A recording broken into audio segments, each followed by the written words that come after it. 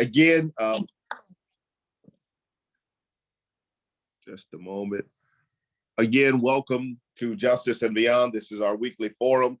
For those of you who are maybe with us for the first time, Justice and Beyond is a coalition of many different organizations that have come together to amplify the voices of brown and Black people in our communities and to address those needs that we can work together and coalesce together to tackle and find remedies for. And with that said, I want you to understand that Justice and Beyond is not led by one or two people, but years ago, namely about 4 years ago, Justice and Beyond was reorganized so that we would be governed by what we call our pillar system. With that pillar order of governance, we have organizations that have signed up to be pillar organizations and send representatives from those organizations to help govern Justice and Beyond. Are we building? Yes. We constantly want to be in that process of building this organization, so this coalition rather. Therefore, if you would like to be a pillar organization, we need your help. We would like your help. We would like to collaborate alongside you to build Justice and Beyond. Again, my name is Reverend Gregory T. Manning. I am one of the co-moderators as we conduct this meeting tonight and hear from those in attendance. We want you to know that this is a safe space, meaning that we want to always operate with love and respect in order to create peace. And we will and cannot and should not tolerate any degree of disrespect. And we can disagree, but we cannot be disrespectful to each other, for it is unhealthy, especially in the climate that we're facing right now within our city and even nationally. So with that said, we have several guests that are with us tonight, and we thank you for giving up your time to come and to hear from the community, as it were, that is represented here at Justice and Beyond. And so I'm going to call on several people. Number one, to ensure that they are in attendance. Number two, to give you an opportunity to introduce yourself and who you are in just about 90 seconds, if you would. And so I'm going to call the names that are before me. Councilman Eugene Green, are you present? Yes, he is. All right, Councilman, do you want to just simply state a word of greeting? The councilman is muted. There You're you go. muted. Yeah. Okay. And to be helpful, everybody, I can moderate this, so I'll just listen. So thank you, though. Councilman Green, please. Yeah, I'm fine. I'm present and eager to share information with you, but mostly to handle questions that you may have. As my position as the chair of the Transportation Committee, deal with a variety of issues involving transportation, air transportation, rail transportation, looking across the state and within the city of New Orleans. And also the RTA is an agency that reports to us. And of course, the public is available to report to us. We can meet at any time. We meet quarterly. The most important purpose sometimes is to address issues that by city charter require a response from our committee. But I look forward to answering questions that you may have. And I'm just glad to see so many people on the line. And I'll be available when the conversation comes back to me. Thank you, Councilman. We appreciate you being here. Ms. Lana Hankins. Good evening. My name is Lona Edwards Hankins. I am the interim CEO for the New Orleans Regional Transit Authority. Happy to be here to answer any of your questions and to serve our community. Thank you, Ms. Hankins. We appreciate you being here. Ms. Courtney Jackson. Good evening, everybody. My name is Courtney Jackson. I'm the executive director of Ride New Orleans. We are a transit advocacy nonprofit that works for transportation riders here in the New Orleans region. Happy to be here. Thank you so much. Appreciate you being here. Mr. Dan, you're going to have to help me out with your last name and the pronunciation, if you would. Sure thing, no worries. Good evening, everybody. Dan Jatras.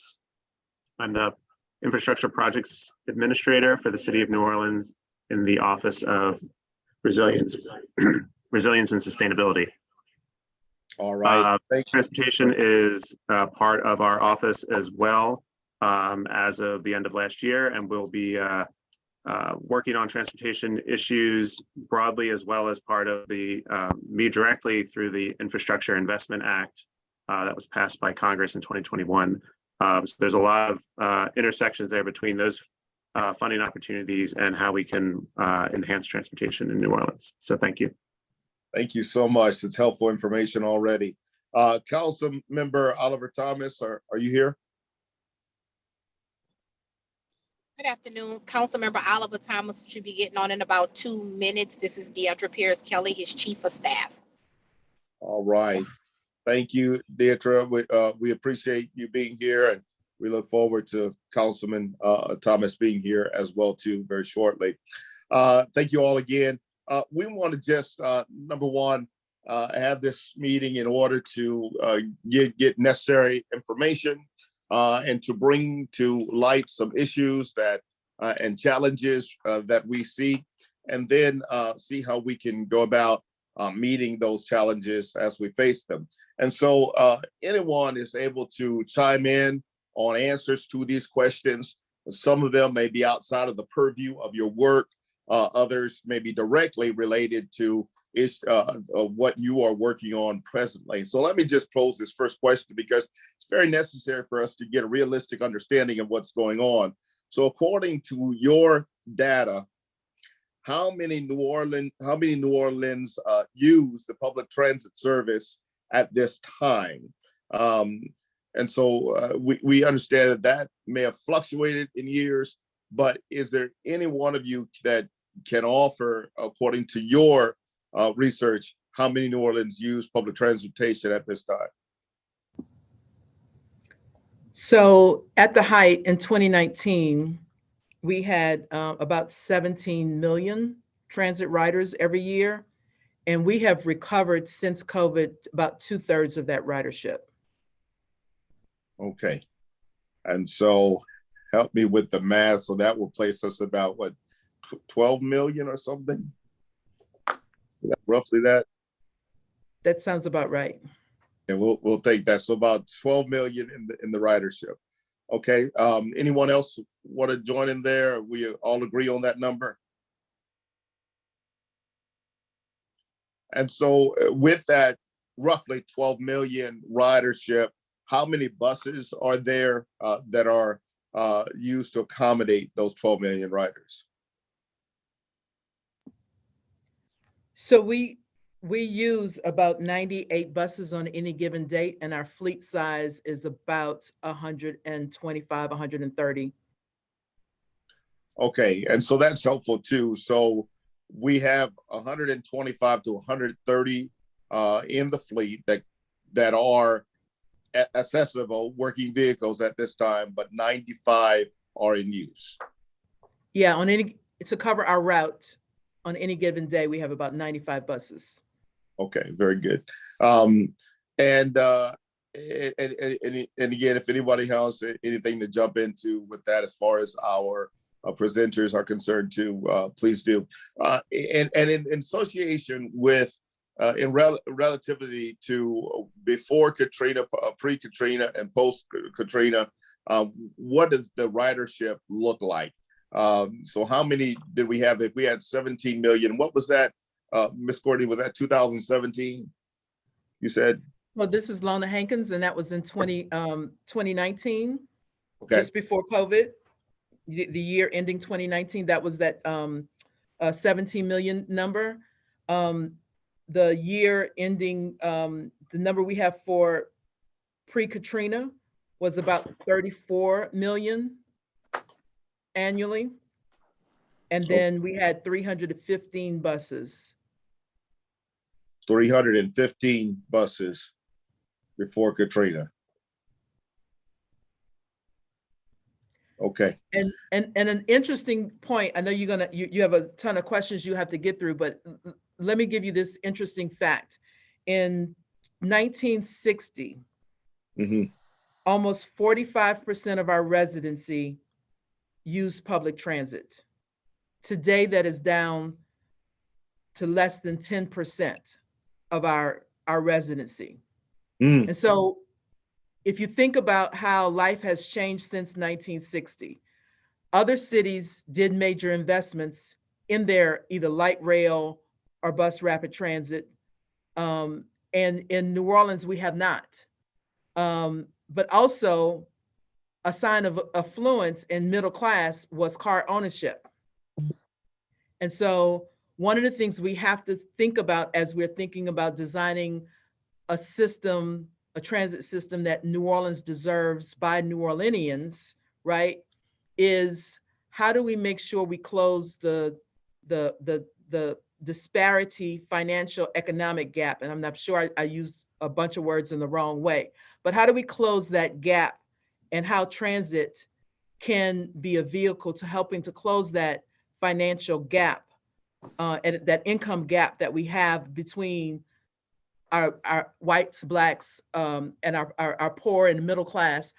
And transit can help, but that's going to require some of us, all of us, making a sacrifice in a manner that we're not typically used to, because we are a car-centric society. And so if we're going to become a transit-centric society, that may require us to shift and think about the community rather than myself. So I'm gonna pause right there and let you finish with your questions. well, yeah, and you make a very good point, and I thank you for that, because one of the issues that Justice and Beyond is very interested in too is making sure that we are being very cognizant of the effects of climate change. And if we're going to be so very much centered upon each person having their own vehicles, then we also need to think about a move towards more public ridership in the public transportation sector, so that we can tackle climate change as well too. Electric vehicles will help that, but there are also going to be a lot of people that fall through the gaps as we make the transition to electric vehicles as well too. So your point is very noted. And I want to see if anybody else wants to jump in there. Any of our other guests, presenters have anything to say on any questions that were presented thus far?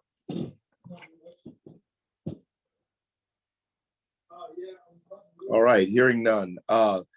One of the issues that Justice and Beyond has been concerned with as we held this forum, this is the second of several that we will have, is that there has been a concern of people who are employed at the airport, and also those who are just trying to get to and from the airport, on the availability of public transportation and the RTA service and getting there. What we've understood thus far is that there are private companies that are ensuring that people can get back and forth from the airport. And want to know, number one, is that true? Number two, why isn't the RTA able to supply this service? And is that something that is foreseeable in the near future? So most airports across the country have private shuttles that people can pay to tourists pay to get from their shuttle to their airport. The RTA does have a route, as does Jefferson have a route that takes us from downtown to the airport. So one of the things we know that we have to do is work with the airport to improve signage and to do a better job of probably marketing that route so people understand that route. But there is a route that goes from New Orleans to the airport. And do we have any information on how often that route operates? Because one of the things that came up in one of our last meetings is that possibly that route ends at around 9 o'clock, and then people who get off there get off a little bit later, are not privy to that transportation and taking advantage of that route. Secondly, when it comes to in terms of private transportation, a lot of the time that's cost prohibitive from people on a very minimal, earning a very minimal wage. And so number one is it available? How often is it available? And are there challenges to people who may get off work a little bit later?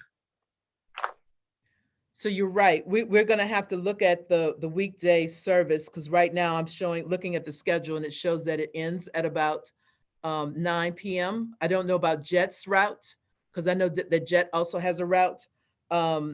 But as far as low cost and cost of the fare, we are one of the lowest fare routes. And again, like I said, we probably need to do a better job of marketing. I know several of our other routes for the hospitality industry, we have done an overnight route, but we also have to also understand the number of people that are needing this route to make sure it is also cost effective to service the community. Absolutely. There's often a concern about, underutilization of the vehicles. Sure. Hi, this is Courtney Jackson with Ride New Orleans. I'm just going to jump in here as well on this. So there's several different issues here. There's for the people who are working at the airport, we have heard from airport workers that the timing just doesn't work. You have people staying the night. You have people not able to get there in the morning. They need that 24-hour accessibility, and right now it's not there. So we have heard, and we've had discussions with those ridership. There's also a narrative issue as well. So the 202 does exist. I've taken it several times to the airport. The problem is the wayfinding, which is your signage or your accessibility around figuring out, is just not there. And then also people don't want to get on the bus. They get that narrative of the bus is not for everybody is a huge stigma here in New Orleans that needs to be changed and worked on, along with making an equitable system that serves everybody. Finally, there's the collaboration with the airport itself. When the new airport was built, we pushed for things like a bus stop or even signs to be put up there, and we've got some pushback. And so we really need help from our council, from the airport themselves, to really make sure that we're having a collaborative conversation about having a system where we can not only get workers there, but also encourage people who live here to utilize that service that exists. And with that higher ridership and putting more people on the bus, then we can have conversations about putting more buses on there and then talking about how we can extend those service times. So there's a lot of pieces to this puzzle that's happening, that's being done in a silo, and it's really unfortunate and causing a lot of longer wait times for something that should exist, particularly for a brand new airport that is gorgeous and servicing an obscene amount of people, and then also a lot of workers as well. Thank you, Courtney. I appreciate that. Anyone else? Anyone of our other of our guest panelists want to jump in there? So I'll jump in real quick. Improving access to the airport is one of the priorities that was identified in the Moving New Orleans Transportation Action Plan, which is Mayor Cantrell's Transportation Action Plan, laying out her vision for what to implement around transportation in the city. So improving that access is a priority. We have made some improvements. I think this conversation shows, Lona talked about that RTA will look at how the service hours align with the hours of employees at the airport. There's always room for more improvement, and getting feedback from the community, such as yourselves, about where those gaps remain is going to be useful for all of us to help close that. Thank you, Dan. One of the things that is coming up is getting around that stigma of people riding the bus. That there could be some campaigns that are offered that promote everyone, those who don't normally ride the bus, riding the bus for a day. But also in terms of signage, what do we need to do to move that along so that we can begin to account for those that need to take advantage of riding the public transit at the airport? I mean, in general, hi, this is Courtney again. In general, we just need to have the conversation and education around it. Ride New Orleans has a rider dignity campaign where we've been pushing for a holistic view of how we are communicating with transit riders.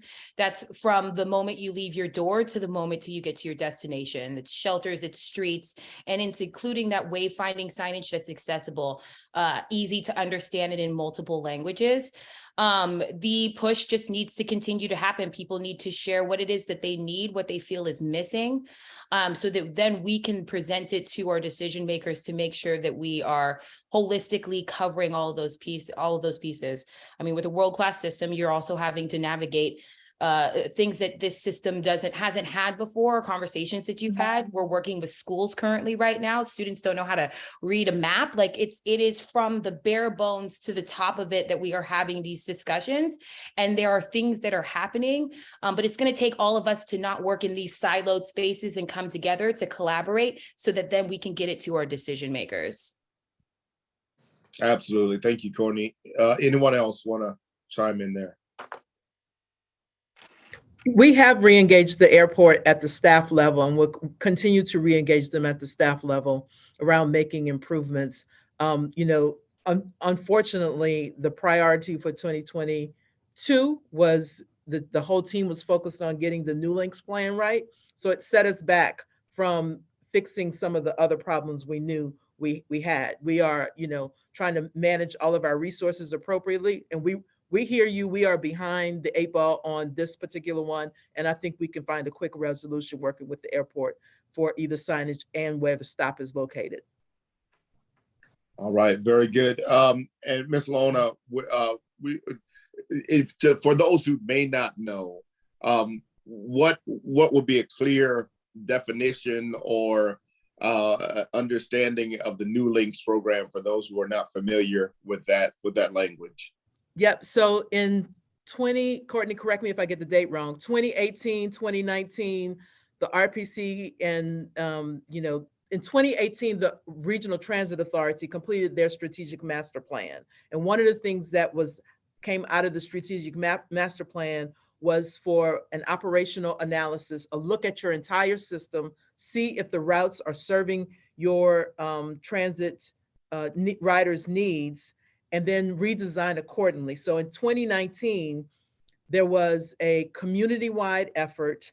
JET, the Regional Transit Authority, community, the RPC, all studied this issue.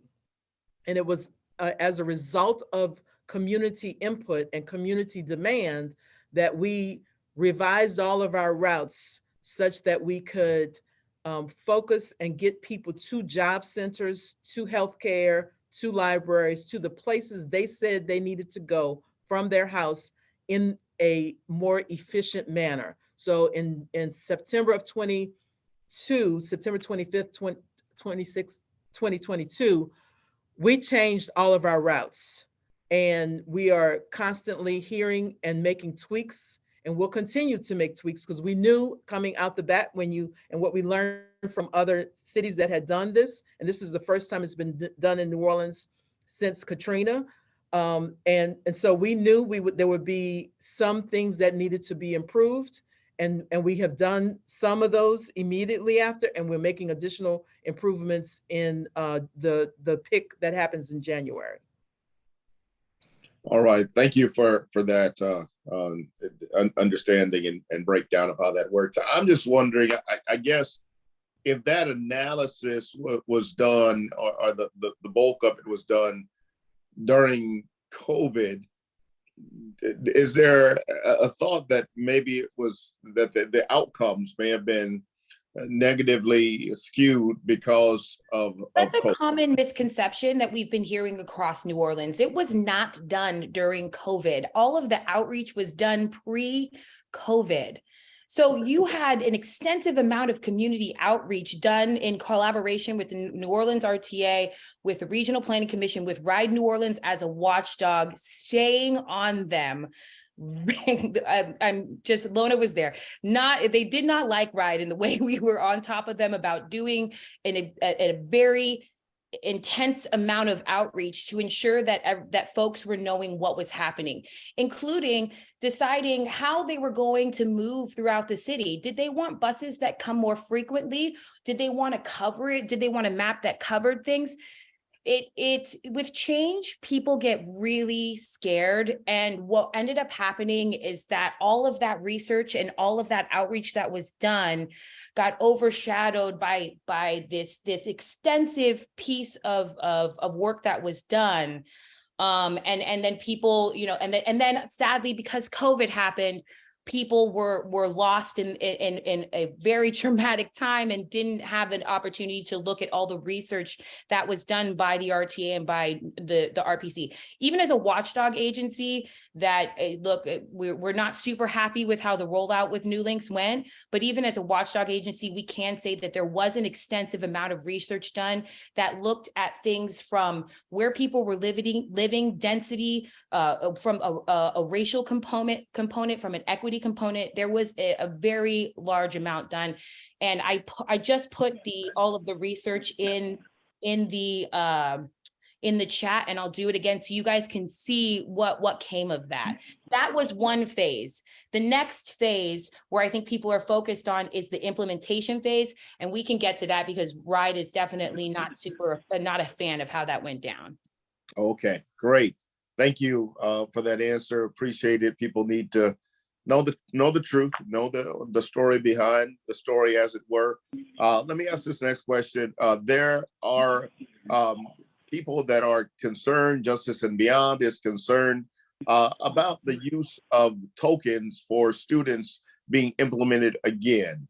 There was a time when students received tokens to ride the public transit because school buses were not available, or the time on which they were on the buses was prohibitive and burdensome for them. Can we expect that there will be a time when young people will receive tokens to go to school again? And is this discussion being had right now amongst your entities? Lona, do you want me to talk about the program? So let's talk about the tokens, because I was one of those kids who got a bus ticket.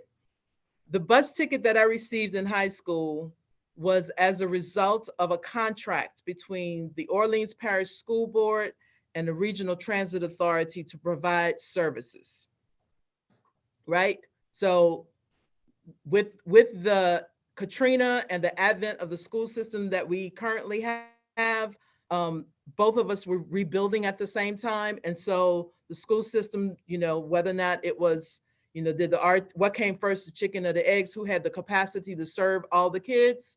At that moment, immediately after the storm, the school system chose to manage their own destiny by contracting with yellow buses. The RTA just has reduced our fare almost 18% as it relates to the monthly pass for students and for youth and for seniors. A month pass for a student is $18 a month. A youth pass, where they can pay to get on the bus and ride all day, is $1. And for a single ride is 50 cents. So from a education perspective, we are willing to have this conversation with any charter, any educational entity that wants to reduce their cost. They can come and help us, and they can buy bus passes. And I know Courtney is working on another initiative and collaboration, but from the RTA standpoint, we have reduced our fares for youth to almost a minimal bare bones that we can afford to do and still sustain our operations, giving youth the priority that they need. And we're willing to have a conversation with anybody, the school district, on how we can help them solve their transportation problem, their transportation budget problem. We're here to help, but we're here to help. And just to be clear, so and from your understanding, from what you're hearing, with that considerable reduction, has RTA still been hearing from any parents or any advocates of parents that this still is a burden for families to be able to afford? So remember, families So the to and from school bus transfer, right? That is a school responsibility. And so, you know, we do have many charters or a few charters that have started buying more passes for their student population. And I have not heard any family say, you know, you need to reduce it more. I have not heard from any students themselves that have said, we need to reduce it more. There is a move afoot for zero fares, and I'm saying zero, not free, because somebody has to pay for it. Zero fares for youth. However, you know, we're willing to have that conversation, but that is not, we don't have the revenue to offset the loss we would receive by not selling passes. Understood. To Understood. So that, follow Go ahead. up on that, there is a conversation happening amongst advocates, the Mayor's Office of Youth and Families, Youth Force NOLA, and Ride New Orleans, where we are starting a pilot program where we're engaging schools and having focus groups with operations staff, because as many of you know, the schools are paying, as Lona said, a lot of money for these yellow school buses, and they're unable to afford and continue to do that. This is something that's going to take a while, but in those conversations, we are working with the RTA to talk about how we're going to distribute passes and make sure that schools have accessibility to those passes, as Lona had said, as Lona mentioned before. I think Lona also pointing out that the RTA can't take on this burden, and Ride New Orleans also believes in that. We can't allow the operations of the RTA to take a hit with asking for them to not only do the work for the schools, but also asking for them to pay it. So the zero fare conversation is something that Ride New Orleans is working with, along with the Office of Youth and Families and the NOLA CYPB, where in the next several years, we're looking to ensure that we're having conversations with our city leadership around how we can creatively find funds for them to pay for the students of New Orleans to have the accessibility for buses, but we cannot put the onus on the RTA, and Ride New Orleans as an advocacy group will back them up 100% on that. all right. Any other panelists want to weigh in on that?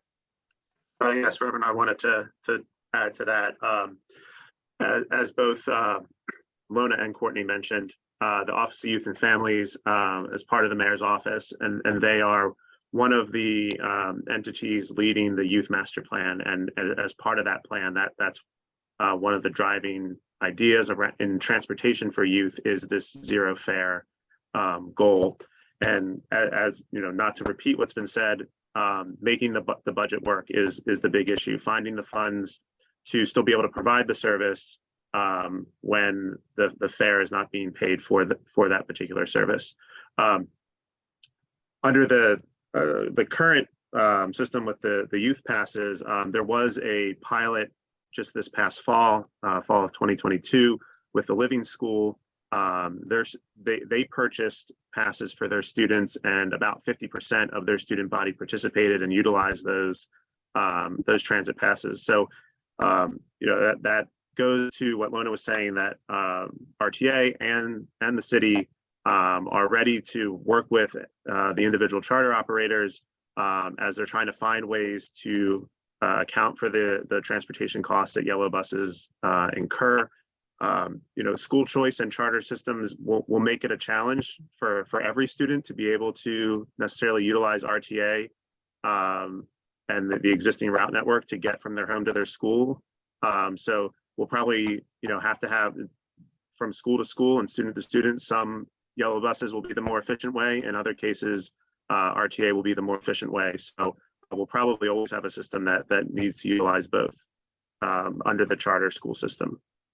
And just to be clear, Reverend, all of these things are being led by youth in the youth master plan. So you have a bunch of adults talking right now, but we have youth leadership, including a panel that was done with Ride New Orleans, where youth are leading this discussion to make sure that we're meeting them where they're at and we're not making decisions for them. So the zero fare that we're all discussing, the school pilot program, while it's all done and being in collaboration with RIDE, the Office of Youth and Families, and the RTA, never fear, the youth are very much leading this discussion, and we are leaving it to them to give us the answers or telling us what they need. Thank you, Courtney. It is always good for us to remember who's in the room and who's not in the room or at the table, and remember that a lot of times it is the old heads talking about issues that we need to be hearing from the youth on. And so we will certainly look forward at some point to having those youth that are members of that panel to join us to hear their thoughts. In relation to youth, one of the things that we heard from our previous forum is a concern from a grandmother who alerted us as to the fact that her grandchildren, or maybe it was a mother, either one, that her grandchildren or children had to drop out of Delgado because they were unable to utilize the bus because it no longer offered a route that would allow them to be able to get to school. This is also the case, as we understand it, with Southern University, with Ben, and also with Ben Franklin. And so want to ask each of you if you are aware of students not being able to get to their respective universities or colleges or high school for that matter, and if there is a resolve that has been thought about in order to address this so that students do not have to drop out. Reverend, when we heard this issue, we implemented in September, the end of September, September 25th, September 26th timeframe. We heard this was a challenge in our October meeting, and in November, we restored that service. So by November 4th, we had done the route modification to the Haynes 66 line and to ensure that the kids could get to UNO and SUNO and Ben Franklin. So in your estimation, that is no longer an issue? No longer an issue. And then originally, when we were contemplating routes for Delgado, realized we were gonna, before even the implementation, Delgado's we never lost the service to Delgado. Okay. And I have the questions before me, but I don't recall that it was Delgado either. More UNO, and so I'm very, very glad to hear that. I do not am not aware of whether or not that parent or grandparent is on the line right now, but I hope so, and I hope all of us are hearing that is available. And do we have any information on how often that route is available? Time frames? So Go ahead, Courtney. Ride New Orleans was at the Riders Advisory Committee meeting that the RTA had on Wednesday of this week, where they did a fantastic presentation. We're going to be presenting, or we're going to put that on our social media and can email you out the entire presentation of the changes so that you guys have all of that, which will include the frequency and the routes themselves, including some of the other things that are been a pain in the butt, but not necessarily the RTA's fault, which is the ever ongoing construction that is getting in the way of a lot of our routes. So we can send that out to this group, and then we'll also give you information about the social media aspects that we have. You can jump on and watch a video that'll show you everything you need to know. Sorry, Lona, I didn't mean to jump on you. No problem. Our website, norda.com, will also have the service changes that they're coming as we get closer to the date of January 29th.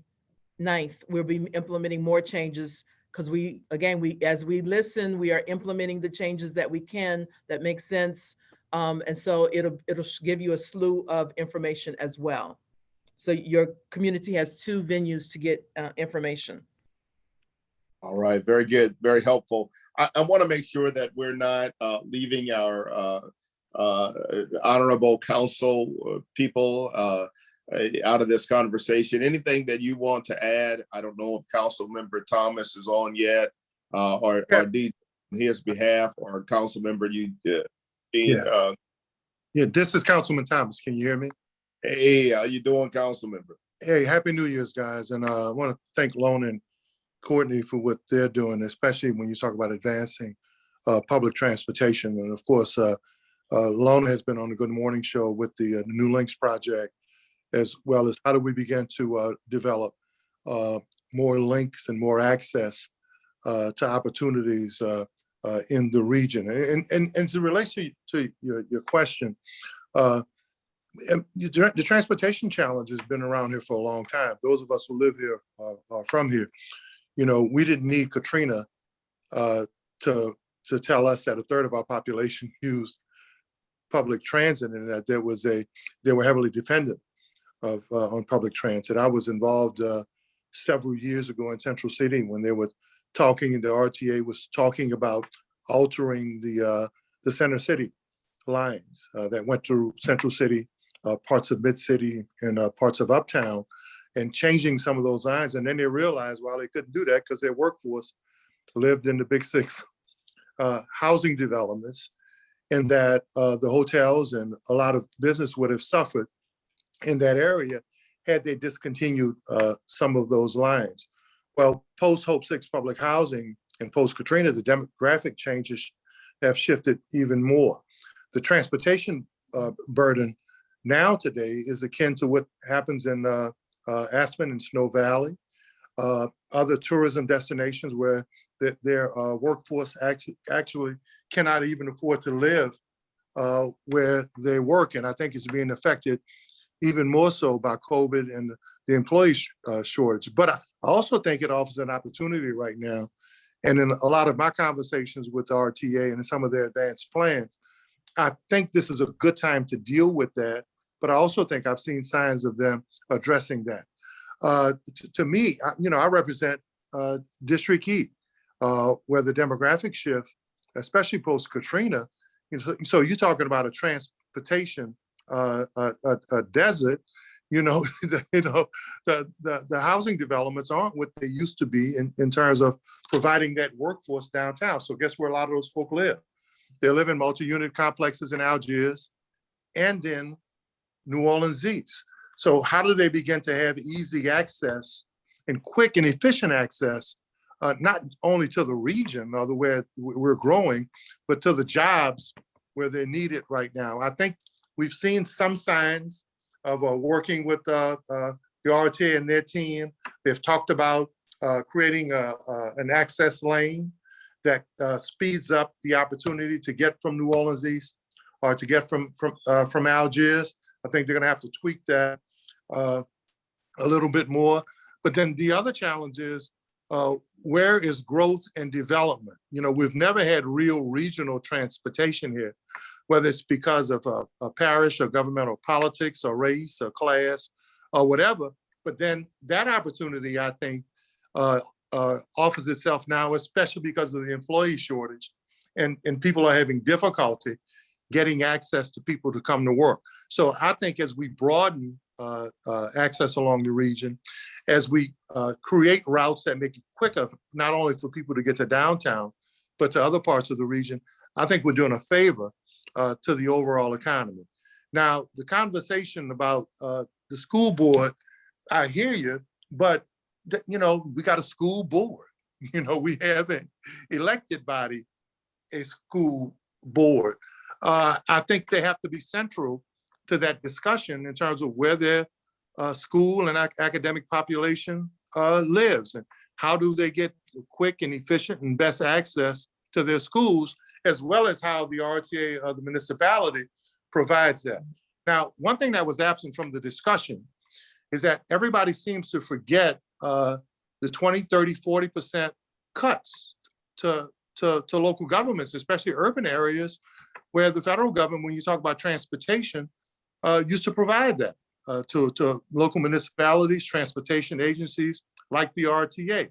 So how do we begin to fill that void? And where is the conversation, Pastor Manning and other members, with our federal partner, who ultimately is responsible for constitutional mandates around transportation, about how you restore those funds, especially given the challenges of people in the core of urban cities being pushed to the fringes. So that's, in listening, first of all, thank you for the discussion. It's important. And I think these questions have to be answered, not only about how kids get to school, but how people get to life in this. Yeah, those are all valid and good points. We do need to remember that reduction from the federal government. I'm wondering, can the infrastructure funds assist with that shortfall that we're presently seeing? Well, you were reading my mind, and nothing else, that our former mayor is the czar of infrastructure, which how we transport and stuff throughout this country and build road access is important. You know, and that I don't know about or if we have enough new funds or we're not going to have that many funds laying over to deal with the entire transportation issue here. But I think in approaching Czar Landrieu and the Build Back Better, especially working through our congresswomen and our senators, I think just like we're having this discussion here, I think it's the perfect time to have that discussion with them. Because we're several $1 trillion short of stabilizing this country as it relates to its infrastructure and how we transport goods and people throughout this country. So just like it's time to have that discussion with us in the school board right now and the RTA, I think it's time to have that federal discussion with them too. Absolutely. One note, just to add on to what Councilman Thomas said, the federal funds that we get right now are predominantly for capital. So one-time money for one-time investment. It's not a lot. We don't get funds to offset our operating costs. And I think we need to also look to the state, because Louisiana is one of several states in the South, and I'm gonna say it again, in the South, and there's a reason that the states don't fund public transportation. Other areas, other major metropolitan areas, there's state funding that helps offset the operation costs for public transit. All right, very good. Andy, Yes. I would just like to chime in because I just want to let everybody know that I'm here and available for questions. But I do want to say that I appreciate the public and also the RTA in terms of sharing information with us that they want to see addressed.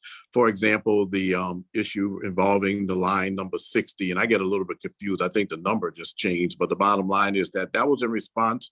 Well, the RTA responded to the public in that respect, and it was a good thing. I do want to emphasize that the city council is certainly willing to support if the federal government is willing to make money available to us, more operating money available to us. We're willing to support anyone who wishes to apply, including the RTA, for those funds, doing whatever we can to make them available. But I do want to emphasize that the Transportation Committee hears the concerns of our citizens and always addresses them in one way or the other. You may not necessarily agree with what we do, but we're always going to be very sensitive to the need of our citizens to get around the city.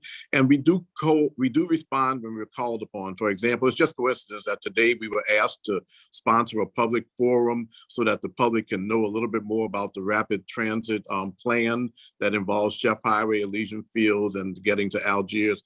And for the record, if you'd like to make a note of it, we're going to do that on the 25th of April, 25th of January. And it's going to be at the Norman Meyer Library at 6 o'clock p.m. or maybe 4 o'clock p.m. I'm sorry, because it closes at 6. But you'll have more information. For those who like to get more information, my particular email address is eugene.green@nola.gov, eugene.green@nola.gov. If I don't see it, someone else will see it, but we will always forward it to the right authority to get the information that you may need. But I encourage participation if you'd like to find out more and also have input as to what the RTA is going to be doing with regards to that line and how the city will be availing itself of that information. But thank you all for the public work that you do, and also thank you for the RTA for responding to some of the concerns that we share with you that citizens are share with us. Thank you, Councilman Green. Let me ask this question real quick for maybe Ms. Lona. When can we expect for the ferry to be back up and running, the main ferry to Algiers? I don't understand that question because the ferry has been in service. The Algiers ferry, with the exception of maybe I think the fall, terminal. the ferry has been in service since 2020, consistently. Once we got the new boats, we put them into service. We are doing construction. We are building a new ferry terminal. Okay. So the service has run while we're doing construction. We put up a temporary terminal wharf in front of the Audubon Institute. That permanent wharf will be ready for the public end of January, and the building should be ready for the public sometime mid-February. Okay, this mid-February. Yep. Wow, okay, that's exciting to know. It's a Um, beautiful new building, and it'll have the crosswalk that is used for secondary egress when the train is coming, the train, because it crosses the train track. So there's a crosswalk, elevated crosswalk for secondary egress. All right, that's exciting to know. Just a couple of more questions before we move to questions from our participants. Number one is, you know, all of society is affected by, I learned a new term the other day, has been COVIDed. And so we're dealing with a loss of man and woman power in the workforce that we originally saw before COVID. How is the RTA impacted by people that are just not working? Is there a man or a woman power shortage? It's been said that there are twice as many routes than there are drivers for these routes. Is that true or is that not true? So in 2022, we hired 90 fixed route operators and 23 paratransit operators. Now, what we did have is a culture before the RTA became a public sector, where folks would just call in and just not show up to work. So to combat that, we hired people, right? So that we can start to reduce our overtime rate and make sure that we have what they call an extra board, to make sure that the extra board is always available, so that if folks decide they don't want to show up to work, we'll have somebody in replace. We do have a challenge with bus maintenance because our fleet is very old. We bought all of our fleet immediately after Katrina. And so, you know, you're supposed to buy so many vehicles every so many years because in transit, I think the FTA only allows a shelf life on buses for 12 years. And so we are hitting a wall with our buses, and we're constantly seeking and going after federal grants to pay for the buses. We are heavily seeking those funds for the this next round of infrastructure money, competitive grants that'll be out there. But so we do have a cultural challenge, not a headcount challenge. Now, with that said, we are constantly, like every other workforce, have an aging workforce. So if you know of anybody that is looking for a job, we are willing to help them get their CDL license. We are willing to help them train. We have a couple of training programs we've instituted with the 1881 program on how to get machinists trained, and we are rebuilding our workforce training program because we are well aware of this aged society. I'm at the beginning or the tail end of the folks that are ready to retire. So we are trying to make sure that when we walk out the door, there's a good team ready to replace us.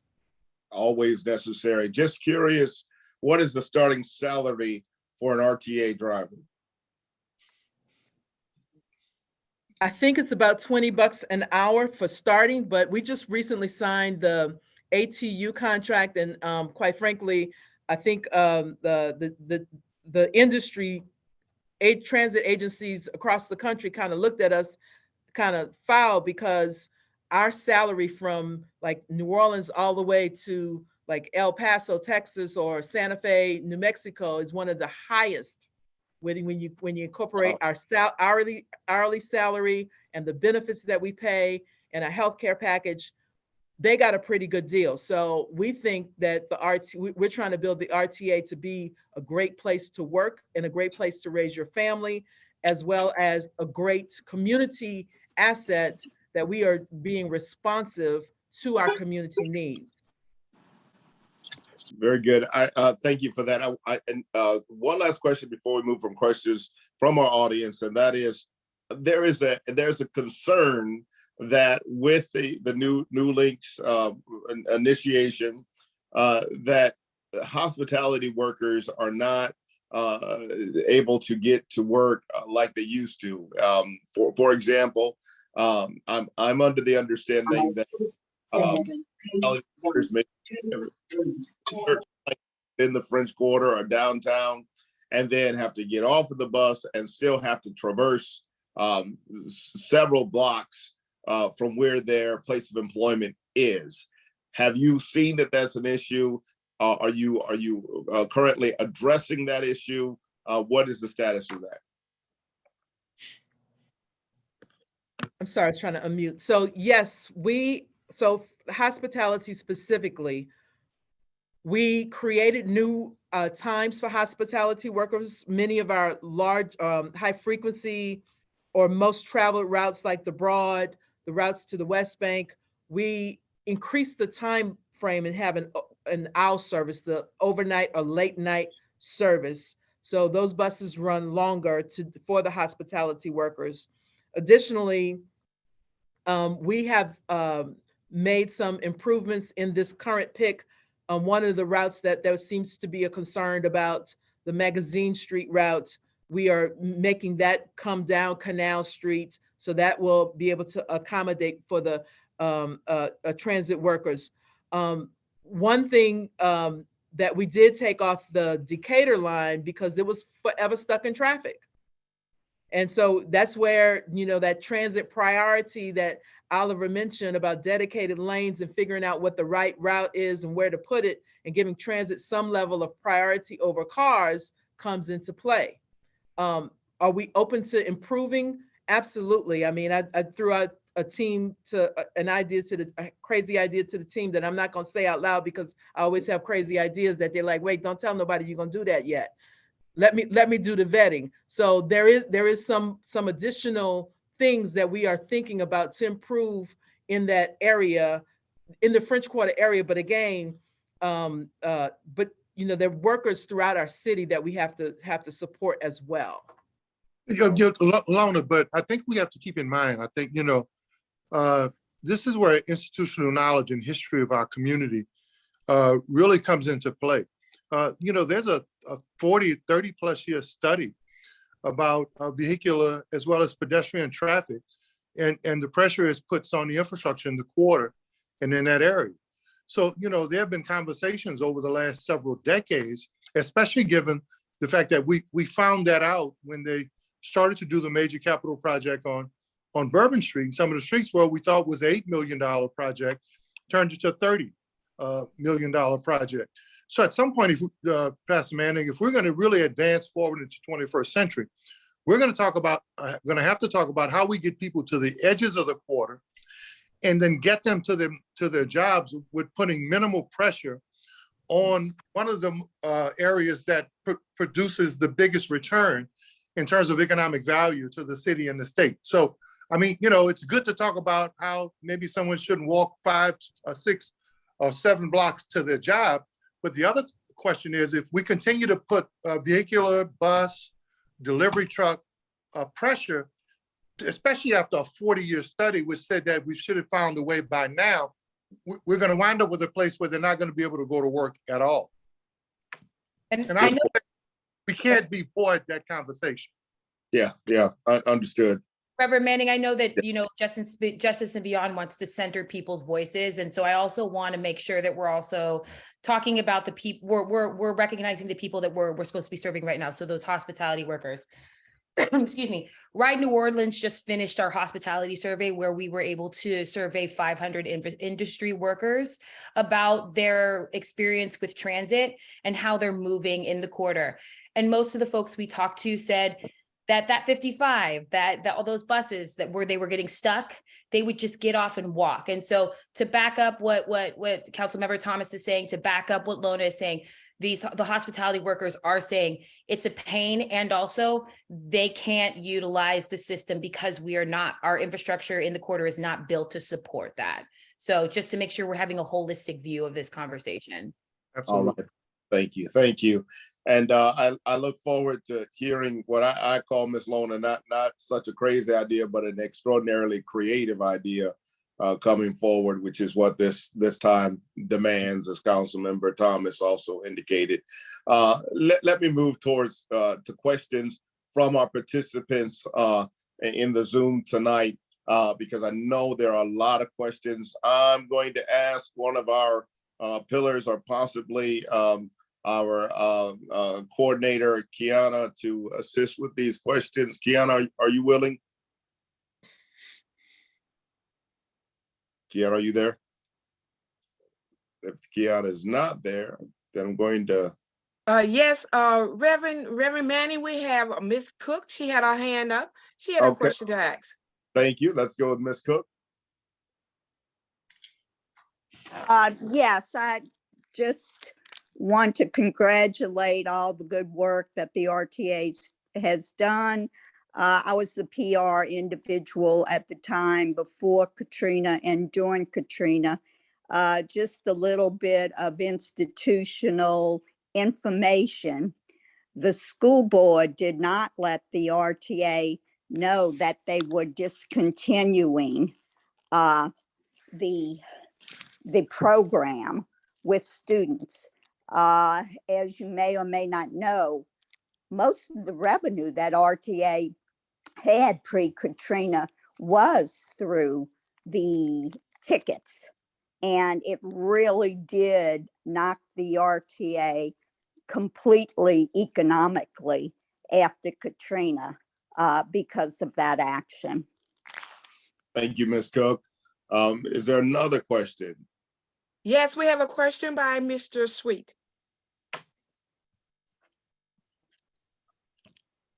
Go ahead, Raymond. Hello, thank you guys for this honest, hopefully honest and sincere discussion. I have some concerns about the language that, well, not so much the language, but maybe the thought process of how government works. And I could be wrong, RTA is supposed to be a government agency, even though it has some nonprofit kind of private situation going on. I just don't think that the government should be worrying about whether it's economically or the fare box meets the needs of the system, right? Like, we should be able to find the funds for this system so that if there's space on the bus, a child can get on the bus without having any tickets, or which also costs money, and coin, all that costs money. Our kids should be, the bus isn't going in a different direction than the kid is. If there's space on the bus, they should just be able to get on the bus. And we can solve that, tomorrow, in my opinion, right? So I got a problem with that kind of talk where it's about making sure that we are financially feasible. That's something you say to like a stockholder, but we are just citizens and constituents of the government, that we do pay taxes, a lot of taxes, in various ways, whether it's through sales tax or paying rent. Your landlord does pay property tax. So my question is that, is there ever going to be a time, whether it be whatever the situation is, where we're not thinking about how much it costs the individual, but we do things because it's the right thing to do, versus we got to figure out how this works and have a conversation down the line, because we can really solve that particular student problem tomorrow, if we really wanted to. And I don't know how government works in terms of the policing, but if you're missing 800 police, that means you're not paying 800 police, but you have the money to pay them. Mr. Sweet, Mr. Sweet, I'm sorry, but can you come with the question, please? Well, that is my question. How are we going to, how do we not worry about the money, because there's money available, and just do the thing? Like, I'd like to change that. I'd like to take a step at that, Reverend Manning, real briefly. I think Mr. Sweet asked a fundamental question about where we are in 21st century municipal, state, and federal government. Every constitution has mandates in terms of what should be provided in terms of service, whether it's federal, state, and local government. So, one of the most burdening or urgent questions today is that those services that people need. So why is there a discussion about whether the balance sheet meets the need when the service is ultimately a need? And I think that probably comes in conversations like this, as well as the elected officials in municipalities and government agencies, especially if it's a charter or constitutional mandate, not asking the public to help make sure that it's a balance sheet or there's enough revenue there, but that the more important question is whether the service continues. And I think we're in a time of government has evolved to where it operates like business and shareholders. If I don't get the money to provide housing, then I don't provide housing. If I don't get the money to provide critical transportation, then I don't. And that's what I think we've devolved to. So ultimately, it is a very important point that Mr. Sweet is raising. And the question is, at what point do we answer it? All right, thank you. Anyone else want to reply to that? Mr. Sweet, from your lips to federal government's ears, you know, these are things that we ask on a daily basis. Why do we not have the funds we need to provide a critical service? There are groups like RIDE, and we are part of national groups like the Transportation Equity Caucus and Transportation for America, where we are asking these questions and where we are looking to make tangible action steps to ensure that we are receiving the due funds that the community needs to have a necessary service. And so along with the RTA and advocacy groups like RIDE, we are pushing for those things to happen. It's a long haul, but the questions are being asked and we are pushing for those answers and to have those action steps. So we are doing what we can to make that happen. All right, very good question and answer. Thank you for that. Next question. Yes, this is the last question. Reverend Manning, this is a question for Ms. Hankins, and we're gonna roll it over and hoping that Ms. Jackson and the two city councilmen catch on. Ms. Hankins, can you tell us about your vision for our TA? Because we read about your information and your hard work you did with the school board, with the infrastructure and facilities. So can you tell us about your vision, please? And we're hoping that the city councilman and RIDE help you in your vision. Thank you. So my immediate vision is to restore some dignity to our riders, right? So how do we clean up the front door, making sure transit stops are safe, they have the appropriate lighting, we have shelters, and they're clean, right? There's no weeds around, the trash is picked up. So I think that is something we can make some tremendous strides in 2023 to resolving that issue.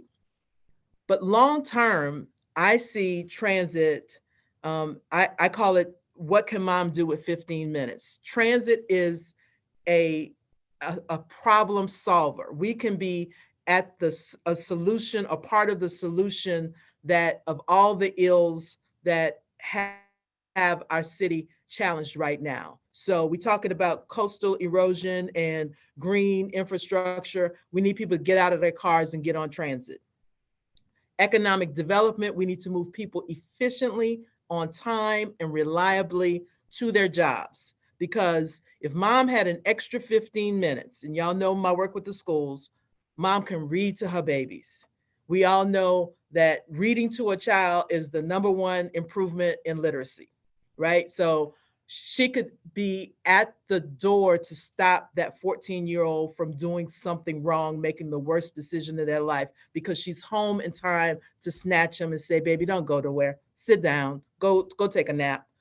And then she herself can take a bath in peace and do her wellness, so she's not yelling at her babies, right?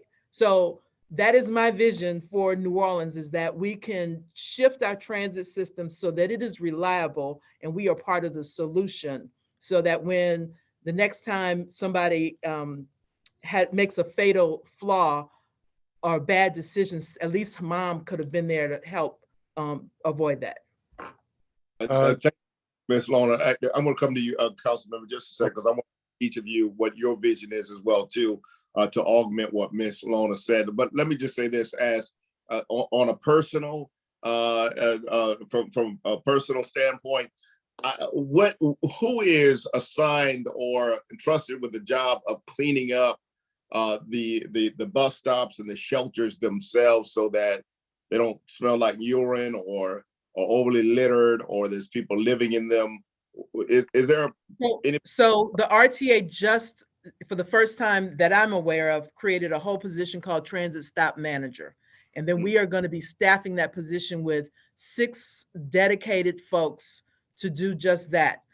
At some point, we're going to be launching an app that is a see something, say something app, so that riders is going to be tapped into our app, the current app that we already have, that riders can report that, stop number 15 at Broad and Canal has trash. Stop number 15, needs to be, pressure wash, those sorts of things. We are also implementing a long-term, or working on a long-term program so that we can work with the city to put the sidewalks on and make them sidewalks ADA accessible. As it relates to the homeless or the unhoused, that is a community problem, right? RTA can't solve that one. We need the community's help, the city's help. We do have a social worker that does go out and help and make referrals, but that's just one person. That is, unfortunately, it's a community problem, and we will continue to do our part to assist with that, but that's not one the RTA can take on by itself. Absolutely not. Thank you for that. And then finally, too, I am visually impaired, and on occasion when I do ride the bus or have ridden the bus, and speaking also for other visually impaired people, just so y'all know, is that when those buses are wrapped with promotional material and advertisements, it obscures the ability to be able to see out of those windows. And I think just for the sake of just being able to know clearly where the bus stop is or where you are, or street signs, I think that's something that should be looked at so that the windows are not obscured from being able to make other things visible. Yep, I know that our chief of staff has been solely focused on that advertising contract, and we, if you notice the new beautiful purple buses, we are not putting bus wraps or any advertisement on there. As we start to continue to buy the new buses, that will not be the policy, and so we have to be creative, because we do generate some level of revenue stream, and we're dramatically cutting back on those full bus wraps. Right. We may have to leave a few of them for the art buses, because seeing Big Duck rolling across the city on a bus, I'm sorry, you're gonna have to forgive me on that one. Yes, yeah, we will make an exception for Big Duck. Absolutely. Thank you for that answer. We want to hear visions and whatever else Councilmember Thomas wants to say, and anybody else that wants to add to that vision. Well, I have a 3-point plan in terms of my vision. Citizen access, whether it's light rail or 21st century bus transportation to the 4 corners of the city, from Dubaril to Monticello Street, and from the cutoff to Lakeview. I think we need to work to make sure that that's mandated for all citizens. Part 2 is regional access, whether it's light rail or cooperative endeavor agreement with our transportation partners in the region, to the economic growth areas where we know our people have tough, difficult access to get to. And then, of course, none of that works unless it's safe. Safe routes, protecting the interests of the riders, as well as net zero reliance on fossil fuel by 2030, and at the latest, 2040. There's several billions of dollars in the Biden plan and in the federal plan to access that. So those are the 3 things that I think we're having discussions with the RTA about. I know Ms. Hankins has already had those kinds of conversations with me, but those are my 3 points that I think would probably get us close to what we ought to have and what we don't have. That is 21st century transportation. And I don't mind being redundant in terms of what Councilman Thomas says. As someone who has a vision for the RTA, it would be that it be more regional, that our neighbors recognize the value of of transportation both ways, involving getting to jobs and getting back home. For example, we should not have buses that stop at parish lines. And I know that a lot is being done in that respect. I know, for example, the ferry is going to be going to Gretna, and I know that we're going to have lines, but we should have no hesitation on the part of someone, for example, in St. Tammany Parish, seeing the RTA buses go across the twin span and come back and forth to help their citizens have access to the services and the jobs that are available in New Orleans and vice versa. I also look for us to have cleaner transportation, and the city council is focused on that. In fact, our fleet is going to be all electric at some time in the near future. I mean, we set a goal for 2025, but it's going to take a little bit longer than that for a variety of reasons. I also, as the head of transportation, know that we're going to be looking at more New Orleans to Baton Rouge transportation, which is going to help open up that corridor for more job opportunities and get people to those jobs that they haven't been able to get to that exist along the corridor. So we also are going to be looking at going beyond the RTA, and other mechanisms are going to be able to take us one day to Mobile, back and forth, you know, stopping along the way at job opportunities and recreation opportunities. So in a nutshell, with me using a lot more words than I need to use, more efficient and cleaner vehicles, also expanded regional transportation, something that everyone can say, look, New Orleans has true regional transportation. And the funny thing is, I'll say clearly that the blame is not with the RTA, it's with some of the parishes around us. And I'd like to see them be more open-minded to recognizing the benefits of this transportation to and fro. So I look forward to working with the RTA and looking forward to working with those associated with Justice and Beyond. Always open for your ideas and suggestions. And I encourage everyone to put the 25th aside. There will be more information out about it, but we will be having that public hearing on the rapid transit system. Thank you. Thank you, Councilman Green. Let's go. Courtney, do you have anything to add to that vision? Absolutely. And I love these big picture ideas. I fully support making sure that we have a world-class system that is regional, that is accessible, that does all the things that every other city of a size like this does and more. I also want to point out that I have the great privilege of working with everyday transit riders. And again, while I love the big picture and the bright and shiny, we do have to have a very serious discussion on what we can do tomorrow, the next year, and the year after that. We have transit riders who need the accessibility that a transportation system is supposed to provide. And so we need to make sure that we are not losing sight of that. Bus rapid transit, light rail, well, I don't know where we're going to find the funding for that, but let's do it. All of those big picture ideas, I love this. Let's also make sure we're focused on the everyday transit rider and having serious discussions about education, about what your transit system can do for you and how it could holistically touch your city. From safer streets to better lighting, to being able to walk down your street, to having a shelter, a good transit system we've seen over across the United States can enhance a city from top to bottom and bottom to top. And so I want to make sure that we're empowering the people who use the system with education about how that system can benefit them, and then allowing them to have the ability to say what they need to say about how that is going to look, sound, and feel for them. And so big pictures, love, but let's also make sure that we are taking care of the people who use the system and making sure that the system reflects them and their needs. Thank you, Courtney. I appreciate that.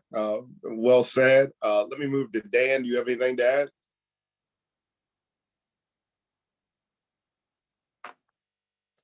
You still there? Yeah, just to close out, you know, transportation, like I mentioned before, the mayor released the Moving New Orleans Transportation Action Plan, which really laid out the vision of what transportation can and should be, that we should be striving for in New Orleans across the different modes, including transit. And really at the core of that is around, I would say, safety and equity, and creating a system that provides our residents with transportation choices. You know, you're not confined to any one particular mode. You know, you might ride the bus today, you might walk to the corner market tomorrow morning to get your groceries. So creating a system that provides safe and affordable options for people so that they can, for each individual trip, take the mode that's going to work best for that trip. That's really the goal that we want to have for the transportation system in New Orleans, and RTA and transit is a key part of that.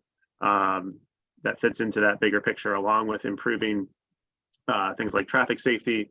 You know, for example, over 60 people were killed in traffic crashes last year in New Orleans.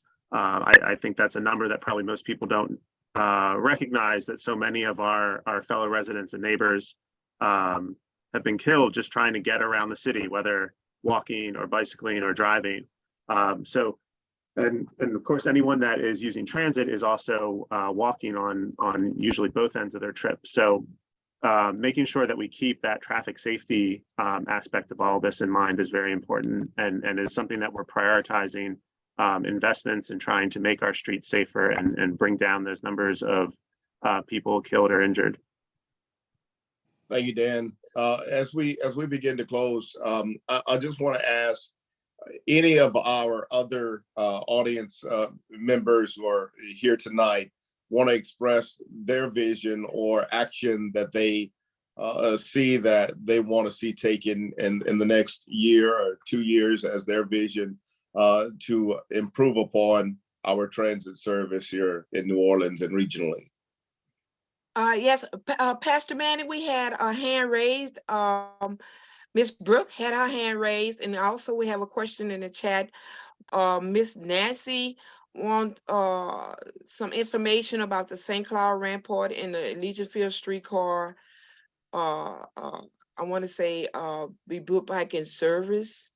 But Yes. yeah. Go- And we also have the president of NAACP, Mr. Ronald Coleman has his hand up.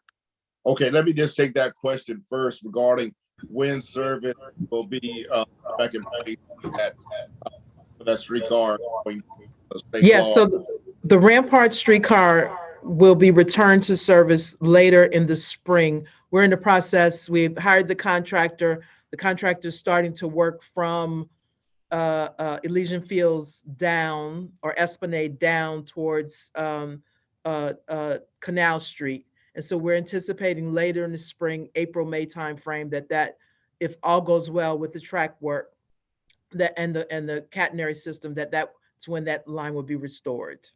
All right, very good. Thank you, Ms. Lona. Okay, and excuse me, Pastor Manny, this will be the last one because we're up on our time right now. So President Coleman will be the last one. Thank you. Very good. Good to see you, President Coleman. Welcome. No, Miss Brooke was first. I'm sorry, President Coleman, but Miss Brooke was first. I'm sorry. All right, Brooke, and then we'll go to Mr. Coleman. Brooke, you're on mute. Sorry about that. Mine is a question to everybody, including the audience, but as a possible, what can we all do to help make these improvements happen in a timely fashion? What can we do to harness the city to help get changes moving fuller and faster? And I think we as citizens, there's a job for us in here, and there's certainly a job for people on this call who are clearly interested in what's going on with transportation. And I think we need to get our bums in gear and help do whatever it is. And the last thing is, how do we get the stigma of public transportation, wipe that out? And I think that to me is more low-hanging fruit, and I don't know exactly how you go about doing it, whether it's public meetings and talk about things, but I think we all could, meet with neighborhood associations, library groups, whatever it is, we could do something to help push that goal ahead. So I really need to know from all the people on the call who wants to do what, and what should we be doing first? Courtney, can you take the lead? You got it. Brooke, I'm all about education and empowerment. We have to make sure that folks feel like they have the power to be involved in the formation of their city. And that so much of that is public transportation. The stigma behind public transportation is all racially motivated. It's all racist rhetoric that needs to be called out. Ride New Orleans has talked to people from all over the region, and we do hear some really horrible things coming out of the mouths of non-transit riders. And it is our duty, and we are going to take this on, particularly this year, to call out that is not advocacy, and call out what we are hearing, those dog whistle tactics, those inappropriate ways in which they're talking about people who use the service, and make sure we are calling people in to educate them and empower them and let them know that transit is going to be the vehicle, no pun intended, to making a significant change in the fabric of our city. And so getting out there, being a part of Ride New Orleans campaigns, participating in transportation committee meetings, participating in Riders Advisory Committee meetings with the RTA. Transportation, for some odd reason, is not sexy to people. And I don't know why, because I think it's so important. And I really want to make a bunch of transit nerds out of as many New Orleanians as I possibly can. And so to do that, we need to have conversations and be creative about how we're getting that information out there. Please go to rideneworleans.org, sign up for everything. We've got a lot of amazing things that are going to be happening this year and interactive educational pieces. And we are collaborating with the RTA and the city, because finally, I'll end here. This work cannot be done in a silo. There is absolutely no reason why we are not all talking to each other on a monthly basis, making sure that our work is interconnected and that everybody is on board with building a fantastic transportation system. All right. I don't want to offend anybody, but as someone who grew up in a family where we had to take public transportation because there wasn't a car, as someone who came back from another part of my life and had to catch the bus because I did not have transportation, as someone who likes to get on the streetcar and use the bus now just to kind of get the feel of the community, I'm going to say this, and I'm going to say it like I need to say it as a little Ninth Ward bar from New Orleans. When people who advocate and fight for the people who use public housing don't just drive by them and wave at them while they're on the bus, but actually use public transportation, is when I think we'll have the kind of movement to make sure that the people who have to use public transportation actually have a fair shake. Absolutely. Well said, Councilman. Ms. Lohner, did you have anything to add? Ride public transit. Bingo. That's it. That's it. Let me move towards President Ronald Coleman of the NAACP.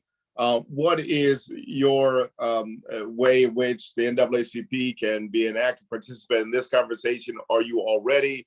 What is your vision?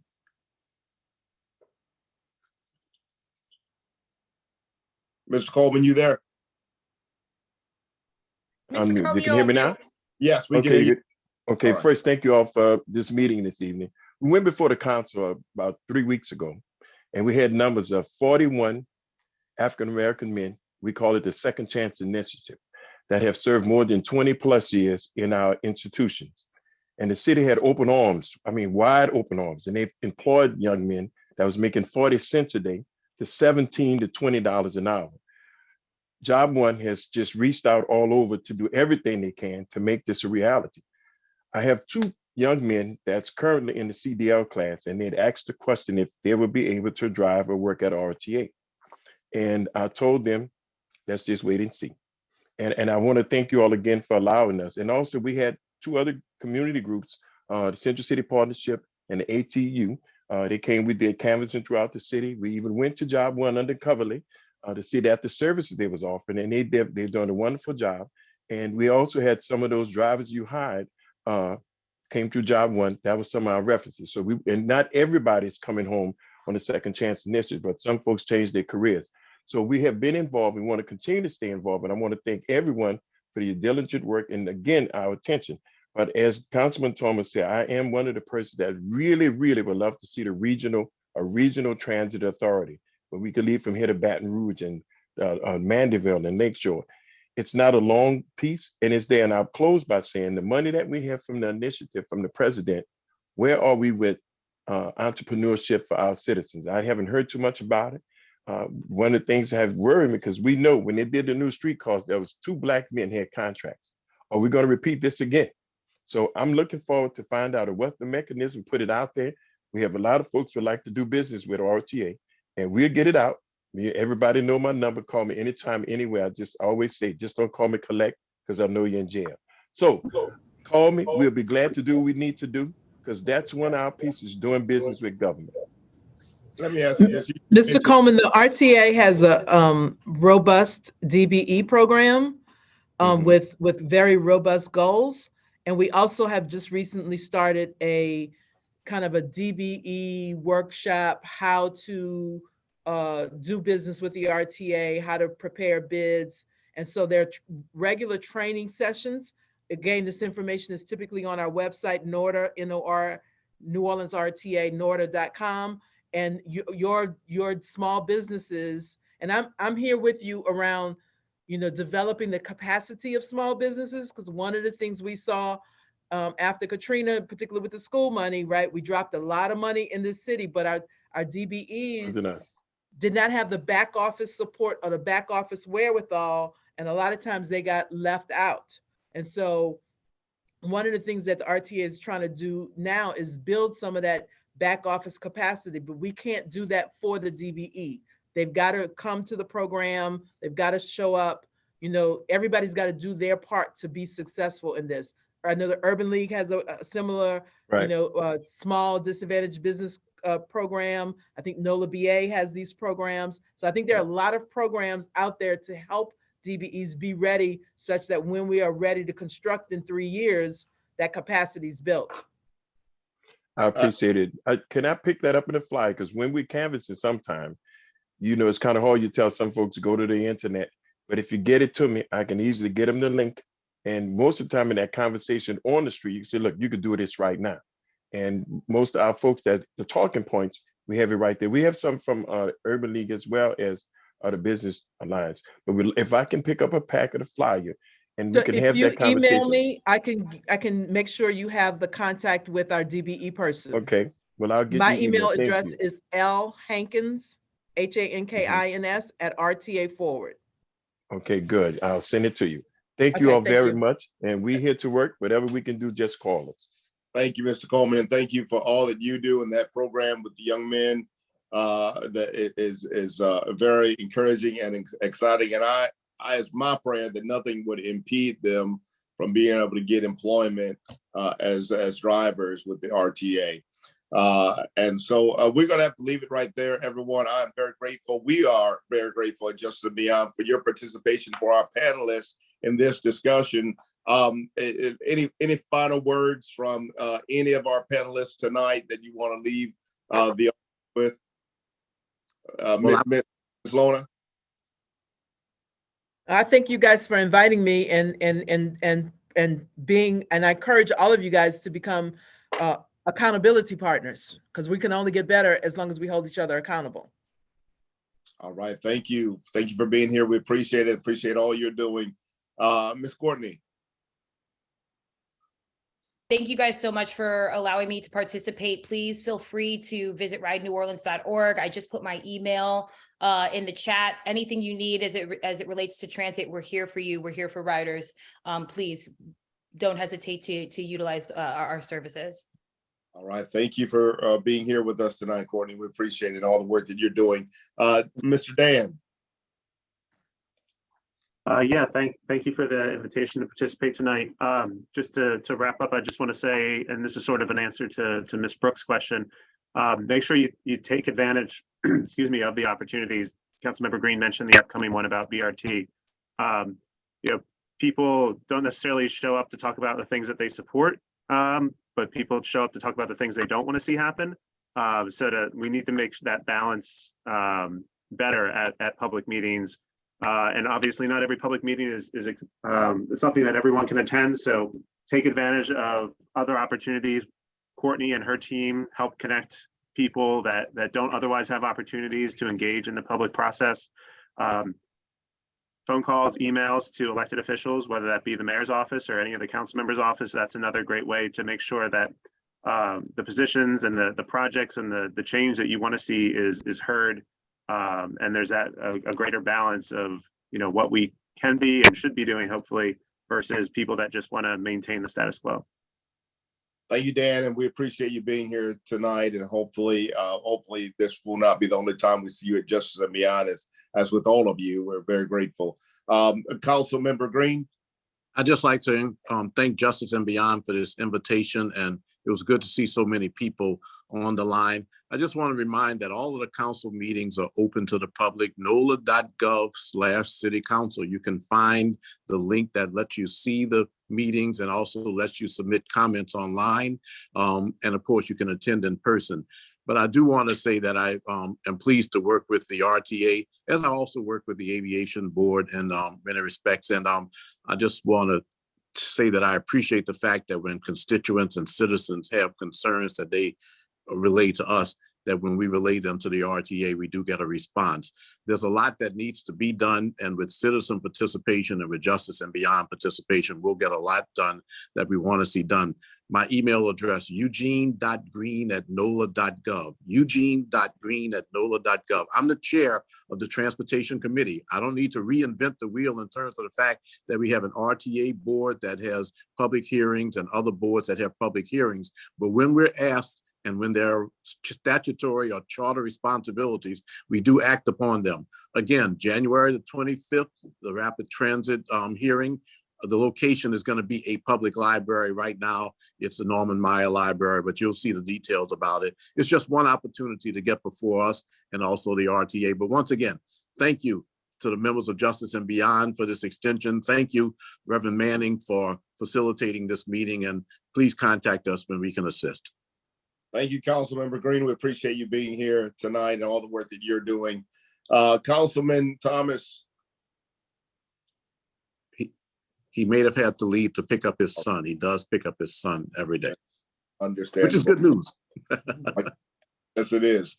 All right. Thank you all again. I'm going to move towards to announcements. Any necessary announcements that anyone wants to make us aware of tonight, events that we should participate in or be aware of. Anyone at this time? Any announcements?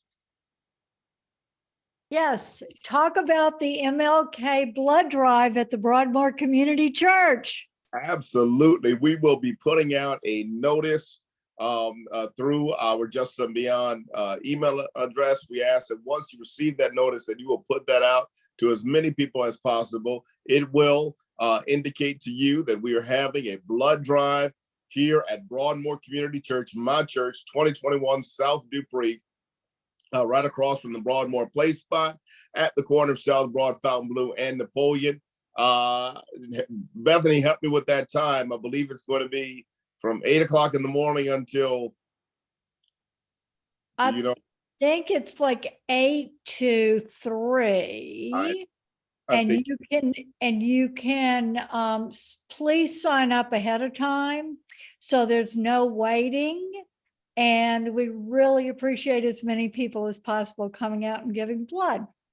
What a great way to honor Martin Luther King Day. What a great way to remember that we have a present shortage of blood, especially when we remember its correlation to the number of homicides that we're seeing in our community. We need to give blood. We need to keep people alive. Please participate on Monday, MLK Day. Any other announcements?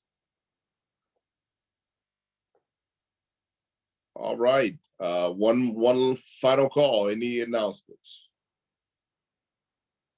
All right, hearing none, we're going to close in prayer. Do I have any volunteers that want to close us in prayer? All right, I will do so. Hearing none, let's just pray as we go our ways, remembering that God empowers us to do extraordinary things. Oh God, we thank you, God, for listening ears tonight. We thank you for motivating us and inspiring us. And for us being honest and real and hearing what's being done well, but also hearing the issues that we need to address. God, we pray for equity. We pray for justice. We pray for all of those who need help getting to their places of schooling or their places of employment. We ask, oh God, that there would be no partiality, that God, that when it comes to transportation, all stigma and all racial undertones and disparities would be removed so that we can see ourselves as participatory in a system that can be suitable for everyone, especially as we look towards being able to make this a carbon-free community. Help us, God, to do our part by taking public transit. We ask this, God, as we go our separate directions, that you would keep us all healthy and strong and willing each day to make a difference as best we can with the platforms that we've been given. I ask this in the name of Almighty God and my Savior, Jesus Christ. Amen. All right, everybody, go in peace, be safe, and we'll see you. We won't have Just and Beyond next week in observance of MLK Day, but we will meet the following Monday. Thanks for being here. Please join us again. Good night.